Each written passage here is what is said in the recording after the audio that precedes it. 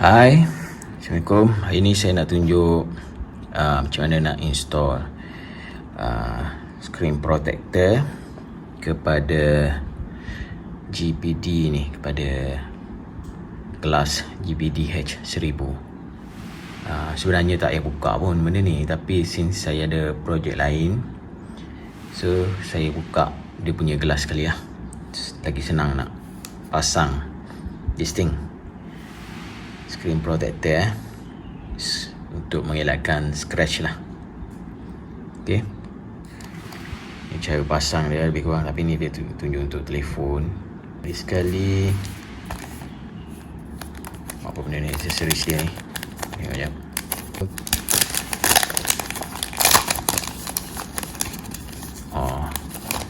Okay, ni untuk senang. Ini untuk pasang.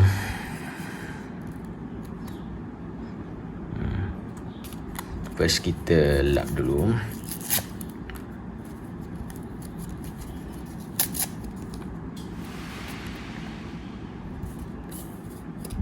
Ni tak boleh buka gelas ni, pasang terus macam tu pun boleh, tapi alang-alang dah buka sebab ada projek custom sikit.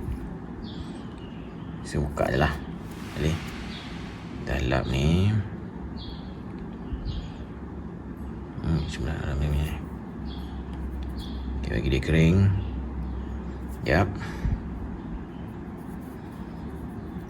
Kita nak bagi ada habuk.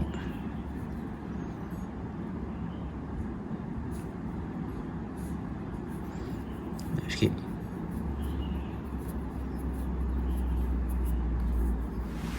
Okay, good. Sebelah dalam macam ada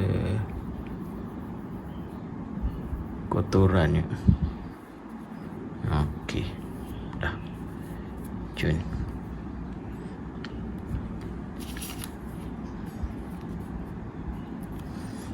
Kita buang habuk dulu sikit. Ada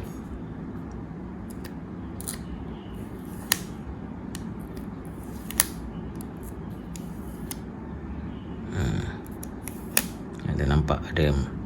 Kalau ni tak nampak dah, ada habuk sikit. Bila kita pakai benda ni, dia mengeluarkan habuk lah.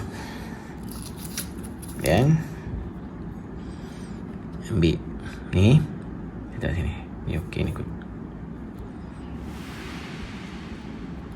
Buka this thing.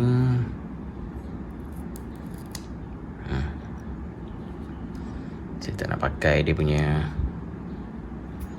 ni, dia bagi guide stiker ni, tak pakai pun. Terus pasang macam tu je lah, sebab benda kecil je. Kita centerkan lebih kurang dia. Payah juga benda ni. Nak bagi betul-betul ni, betul-betul center. Lebih kurang lah. Nampak?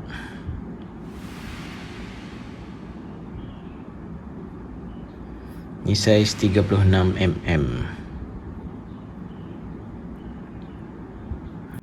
Screen protector punya saiz ni 36mm.